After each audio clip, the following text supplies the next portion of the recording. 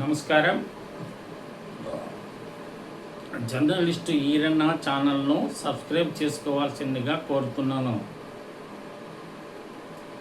ఢిల్లీ జంతర్ మంతర్ వద్ద సాగినటువంటి cockroach Janata party కాక్రోచ్ల ఉద్యమానికి BJP ప్రభుత్వం అధికారం దద్దరిల్లిపోయింది. మోడీ, అమిత్ షా గుండెలు బద్దలయ్యాయి. ఇది వాస్తవం. అందువల్లనే ప్రధానమంత్రి నరేంద్ర మోడీ ఈరోజు దిద్దుబాటు చర్యలు చేపట్టారు. మీడియా సమావేశాలు పెట్టి ఇప్పటికే ప్రజల ముందు తన గోడు వినిపించాడు. అలాగే వాలంటీర్లతో ప్రత్యేకంగా మాట్లాడాడు. ధర్మేందర్ ప్రధాన్ రాజీనామా చేయడానికి ఒక రోజు ముందు సంఘ్ పరివార్ నేత, ఆర్ఎస్ఎస్ అధినేత భగత్ కూడా మాట్లాడుతూ ఈ తరం పిల్లలు మాట వినటం లేదు అని, ఇంకా ఆయన తల్లిదండ్రుల హితబోధ సక్రమంగా చేయాలి అని అతను మనకందరికి కూడా హితబోధ చేశారు. ఆ తర్వాతనే విద్యామంత్రి రాజీనామా చేశారు. విద్యా వ్యవస్థను సమూలంగా మార్పులు చేయడానికి కమిటీ వేస్తున్నాము అని ఇప్పుడు బీజేపీ ప్రకటించింది. కానీ విద్యా విధానంలో మార్పు తేవడానికి అనేక కమిటీలు వేశారు. ఆ కమిటీ రిపోర్టులన్నీ కూడా బుట్ట దాఖలయ్యాయి. ఆ కమిటీ నిర్దేశించినటువంటి నివేదికలో పొందపరిచిన అంశాలు గాలికి కొట్టుకొని పోయాయి. విద్యా వ్యవస్థ ఈ విధంగా భ్రష్టు పట్టిపోవడానికి కారణం ప్రభుత్వ విధానాలే. విద్యను ప్రైవేటీకరించి ప్రభుత్వాధినేతలు తప్పుకోవడమే అన్నటువంటిది ముందు గ్రహించాలి. మొట్టమొదట చేయవలసింది ఏంటంటే ప్రభుత్వ విద్యను బలోపేతం చేయాలి. ప్రభుత్వ విద్యను బలోపేతం చేయడానికి ఫస్ట్ చర్యలు తీసుకోవాలి. 40 సంవత్సరాల క్రితం ఈ దేశంలో ఎక్కువ శాతం ప్రైవేట్ పాఠశాలలు లేవు, ఇంత పెద్ద ఎత్తున లేవు. అనేక పట్టణాల్లో ఎయిడెడ్ కాలేజీలు, ప్రభుత్వ కాలేజీలు మాత్రమే ఉండేవి.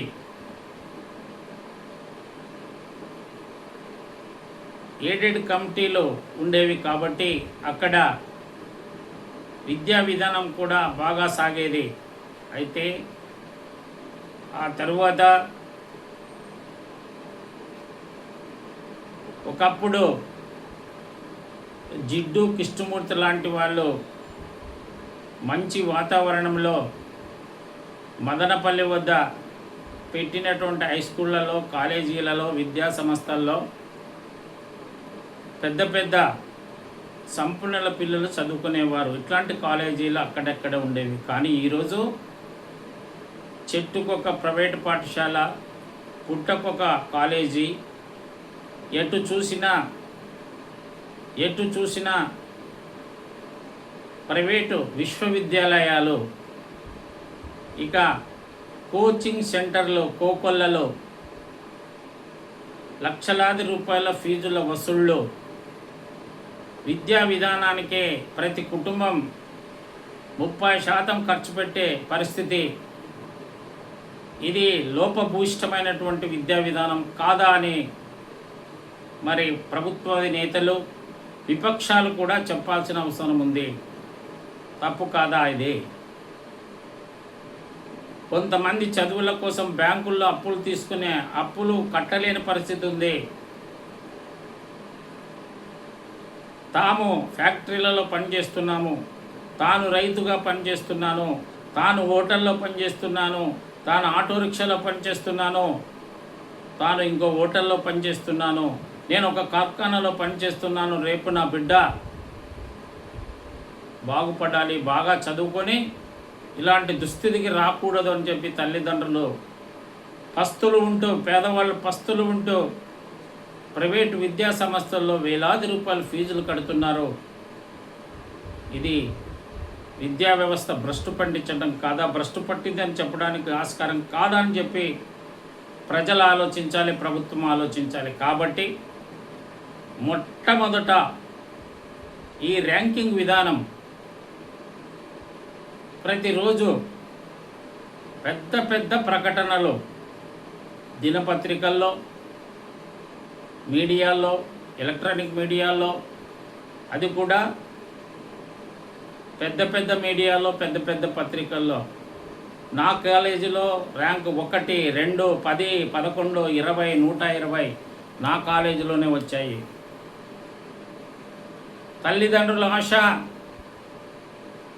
1000 మందిలో ర్యాంకులు 100 మందికి వచ్చుంటాయి, మిగతా 900 మంది మామూలుగా పాస్ అయింటారు. అది చూడడం లేదు తల్లిదండ్రులు.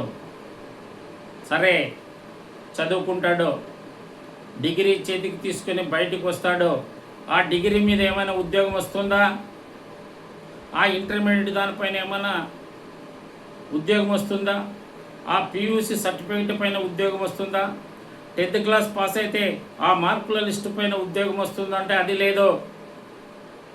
మళ్ళీ పోటీ పరీక్షల్లో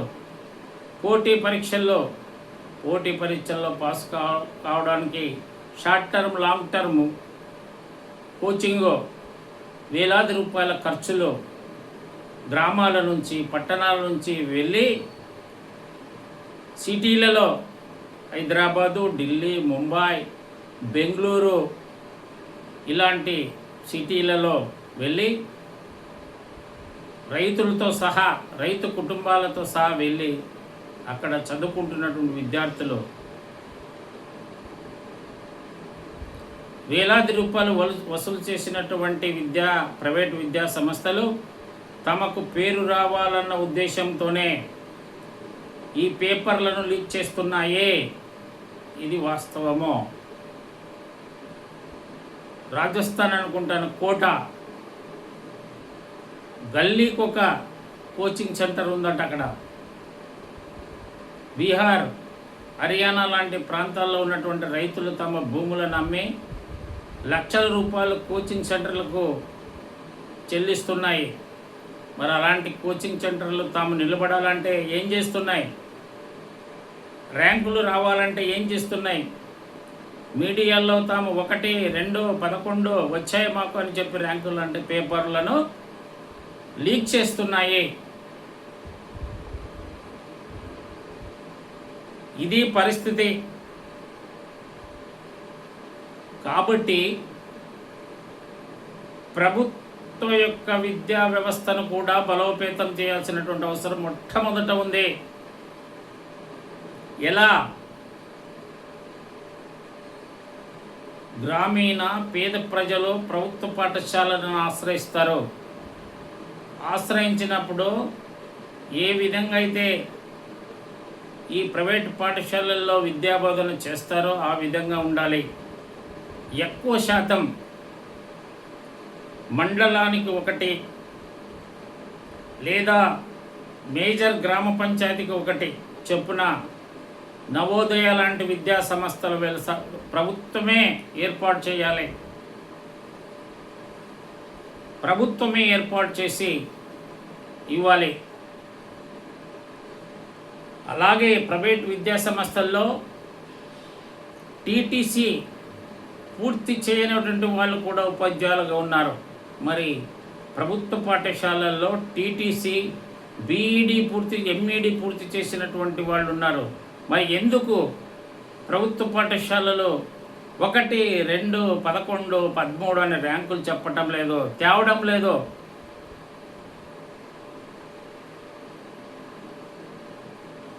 కాబట్టి ముందుగా ప్రైవేటు విద్యా విధానానికి కళ్ళెం వేయాల్సినటువంటి అవసరం ఉంది. ప్రైవేటు పాఠశాలలకు దీటుగా ప్రభుత్వాలు అనేక చోట్ల సమీకృతమైన విద్యా విధానాన్ని నవోదయ లాంటి పాఠశాలలను ఏర్పాటు చేయాలి. ఇప్పుడు బనవాసిలో ఉంది నవోదయ, మరి ఆదోనిలో ఏర్పాటు చేయాలి. నియోజకవర్గానికి 2-3 చొప్పున నవోదయ పాఠశాల ఏర్పాటు చేయాలి. పేద పిల్లలకు విద్య నేర్పి ర్యాంకులు సాధిస్తే అందరూ కూడా ఈ పాఠశాలలకు వస్తారు. చదువు బాధ్యత అంతా కూడా 1 నుండి పీజీ వరకు ప్రభుత్వమే చేయాలి. నరేంద్ర మోడీ మరి ఈ ఆర్ఎస్ఎస్ వాళ్ళు ఏమంటారంటే అంటే అంటే చైనా కమ్యూనిస్టు పార్టీ కన్నా మన సభ్యత్వం చాలా ఎక్కువ ఉంది అని చెబుతారు. సంతోషం, సభ్యత్వంతో పోటీ పడవద్దు. చైనా ఇవాళ ఎల్కేజీ నుండి పీజీ వరకు ఉచితంగా చదివిస్తుంది. చదివించిన తర్వాత విద్యార్థులకు కానీ, ప్రజలకు కానీ, నిరుద్యోగులకు కానీ ఎలాంటి ఆర్థిక సహాయం చేయదు. వారు ఏ వ్యాపారం చేస్తారు, వారు ఏ పరిశ్రమను చేయడానికి ముందుకు వస్తున్నారు, వారికి కావలసినటువంటి ఆర్థిక వనరులను ప్రభుత్వమే బ్యాంకుల ద్వారా ఇస్తుంది. ప్రభుత్వమే వారికి మార్కెట్ చేసుకోవడానికి ఒక దుకాణం ఏర్పాటు చేస్తుంది. అలాగే వారి వస్తువులను అమ్ముకోవడానికి మార్కెట్ ఏర్పాటు చేస్తుంది. కాబట్టి ఆర్ఎస్ఎస్ ప్రముఖులారా, బీజేపీ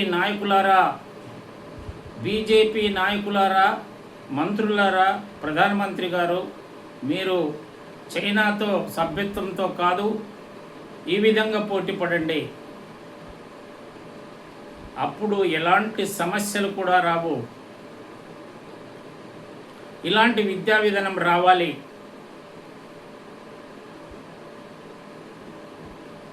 పేపర్ లీకేజీ ఎక్కడి నుంటో కాదు, ఒక్కొక్కసారి ప్రింటింగ్ ప్రెస్ నుండే పేపర్ లీకేజ్ అవుతూ ఉంది. దాన్ని అరికట్టాల్సినటువంటి బాధ్యత ఉంది. మెల్లమెల్లగా ప్రభుత్వ పాఠశాలలు బలోపేతమైనప్పుడు ప్రతి కుటుంబంలో 30% డబ్బు ఆదా అయ్యి వారు సంక్షేమ పథకాల పట్ల కూడా అభిలాష ప్రకటించరు. వారు స్వయం సమృద్ధి సాధిస్తారు. ఇది ఇవాళ జరగాల్సింది. ఇంతవరకు అది జరగలేదు విద్యా విధానంలో. అందువల్లనే ఇక అన్ని వ్యవస్థలు కూడా ప్రచారం చేయాలి. అది చెప్పాలంటే ఒక్కరోజు కాదు, ఒక్కొక్క వ్యవస్థ పైన ఒక్కొక్కసారి మనం చేయాల్సినటువంటి అవసరం ఉంది. ఈ వ్యవస్థను ముందుగా మీరు బలోపేతం చేయాల్సింది విద్యా వ్యవస్థను. ఇప్పుడున్నటువంటి ఎస్సీ ఎస్టీ బీసీ హాస్టళ్లను నవోదయ లాంటి హాస్టల్ భవనాలుగా మార్చి నియోజకవర్గానికి ఓ పెద్ద 2 కానీ 3 కానీ విద్యాలయాలు నిర్మించాల్సిన అవసరం ఉంది. విద్యార్థి సంఖ్యను బట్టి మళ్ళీ పెంచాలి ప్రతి సంవత్సరం. అలాగే పట్టణాల్లో ఉన్నటువంటి మున్సిపాలిటీ పాఠశాల స్థాయి వరకే ఉండకూడదు. 10th దాటిన తర్వాత జూనియర్ కళాశాల, డిగ్రీ కళాశాలలు కూడా మున్సిపాలిటీ ఆధ్వర్యంలో కూడా ఏర్పాటు చేయాలి.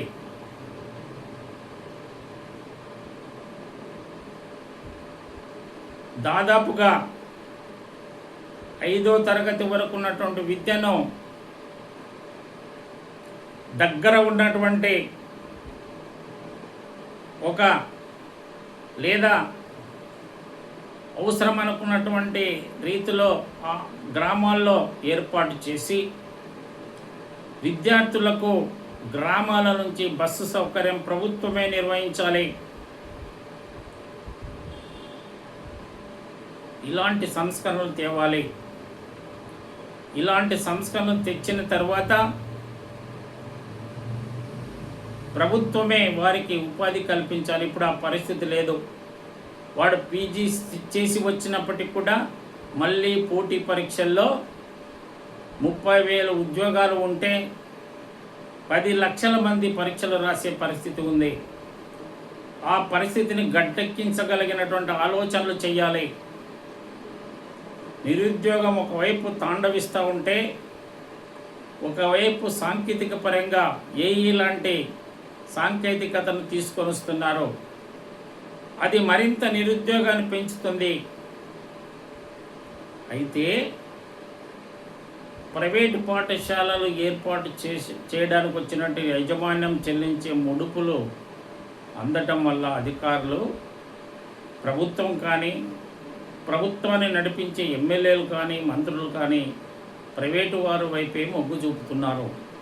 ఇంకా ఏంటంటే మన తెలుగు రాష్ట్రాల్లో ఆంధ్రాలో కానీ తెలంగాణలో కానీ ప్రైవేటు యూనివర్సిటీల యజమానులు ఎమ్మెల్యేలుగా ఉన్నారు. ఆంధ్రలో అయితే నారాయణ కళాశాల యజమాని నారాయణ మంత్రిగా ఉన్నారు. మరి ఇలాంటి వాళ్ళతో మంత్రివర్గము ఎమ్మెల్యేలు నిండినప్పుడు ఇలాంటి సంస్కరణలు వీళ్ళు అంగీకరిస్తారా? కాబట్టి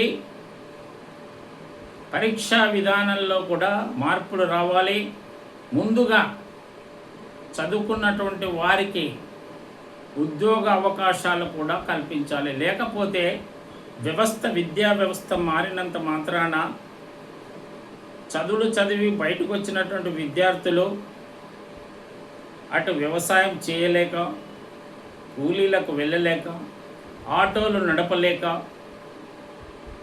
ప్రభుత్వం పైన తిరుగుబాటు ఖచ్చితంగా చేస్తారు. కాబట్టి ఒక విద్యా విధానమే కాదు, మొత్తం కూడా ప్రక్షాళనం కావాలి.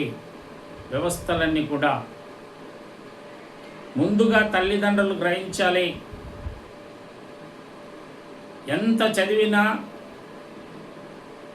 పీజీలు చేసినా, పిహెచ్డీలు చేసినా ఆ మార్కు లిస్టులతో ఉద్యోగాలు రావడం లేదో మళ్ళీ పోటీ పరీక్షలు రాయాలి.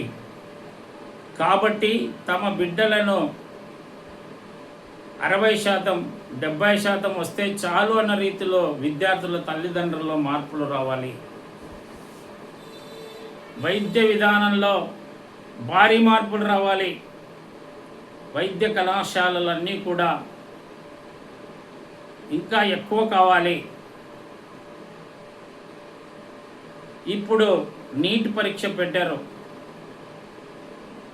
తర్వాత పాస్ అయిన వారు ర్యాంకులు అంటే ఎన్ని సీట్లు ఉన్నాయో అన్ని సీట్లకు వస్తారు. తక్కువ ర్యాంకు ఉన్నటువంటి వాళ్ళు డబ్బులు పెట్టి కొంటారు. అట్లాంటప్పుడు తక్కువ ర్యాంక్ వస్తే ఏం నష్టం? ఈ పరీక్ష వల్ల ఏంటి లాభం? అసలుకు డబ్బులున్న వాళ్ళు చివరి ర్యాంక్ ఉన్నా కూడా ర్యాంకు పాస్ అయితే చాలు వెళ్ళిపోతారు. మళ్ళీ వాళ్ళు డాక్టర్ సీట్ డబ్బులు 10 లక్షలు, 20 లక్షలు, కోటి, 2 కోట్లు ఇచ్చి. మరి ఇది లోపభూయిష్టమైనటువంటి విద్యా విధానం కాదా?